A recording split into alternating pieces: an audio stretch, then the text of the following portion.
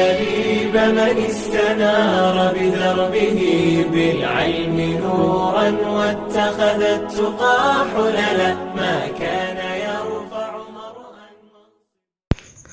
السلام عليكم ورحمة الله وبركاته.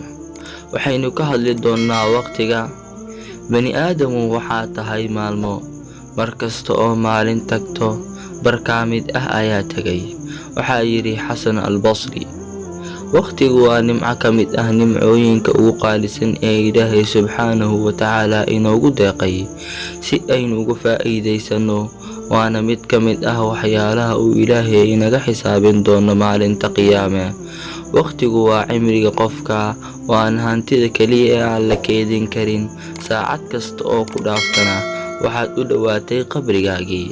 ma ogid inta aad noolaanayso amase waqtiga aad haysato si aad u noolaato, laakiin waxaad u baahan tahay inaad ka faa'iidaysato intaad neefsanaysid. waqtigaaga oo aad qorshayso waa noloshaadii oo aad qorshaysay, nolol qiimo leh oo qaab qurxoon haddii aad rabtana waxaa kaa xigta inta aad waqtigaaga qorsheynayso. haddaba waxaan kula wadaagayaa qaabka ugu wanaagsan ee waqtiga loo qorsheeyo. waxaynu ku soo qaadan doonaa 10 qodob oo lafdhabar u ah qorshaha waqtiga. qodobka koowaad, fahan. inaad fahanto dhibaatada ka haysata qorsheyn la'aanta waqtiga waa tallaabada ugu horeysa ee kuu sahlaysa inaad waqtigaaga qorsheysato.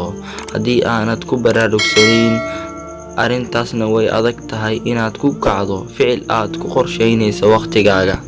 qodobka labaad, qaado go'aan. hawl kasta marka la bilaabayo waxay u baahan tahay inaad ka gaarto go'aan cad.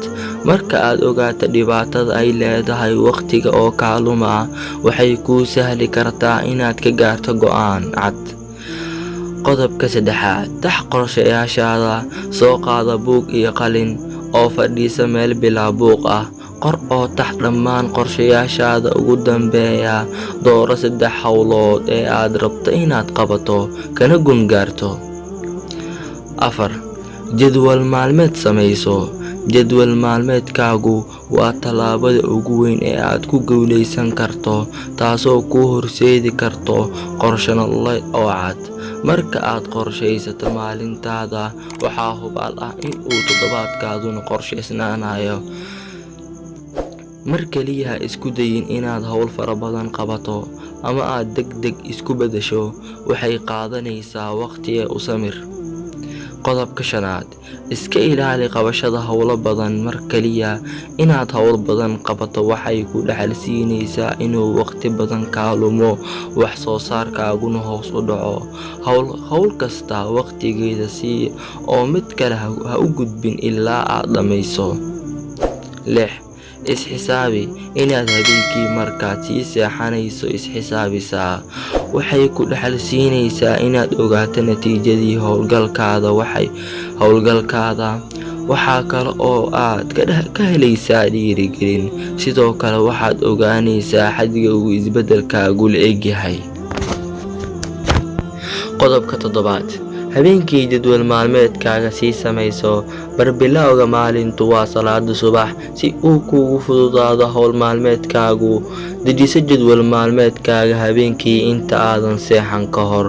taasi waxay kuu sahlaysaa inaad subaxa marka aad kacdo hawlgalkaaga aad ku gasho si xamaasadaysan.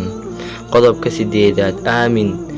haddii aanad aaminin inaad qorshayaashaada ku guuleysan karto, col hortii ayaa jabtay. aaminaadu waa awoodda ku dhaxalsiisa inaad hesho firfircoonida aad ku howlgalayso. 9, ka dheerow caajiska. caajisku waa awood dilaha qof kasta oo uu haleelo. haddii aad qof caajis ka noqotana howlgal ma fulin kartid.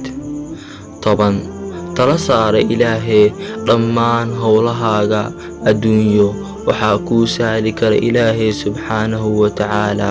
hawl kasta oo aad ku kacaysana haddii aanad Ilaahay tala saaran noqon maysa hawl midho dhal fiican leh.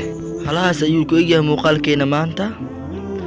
fadlan haddii aad ku cusub tahay kanaalka subscribe saar, waadna ku mahadsantahay daawashada. wassalaamu calaykum waraxmatullaahi wabarakaatu.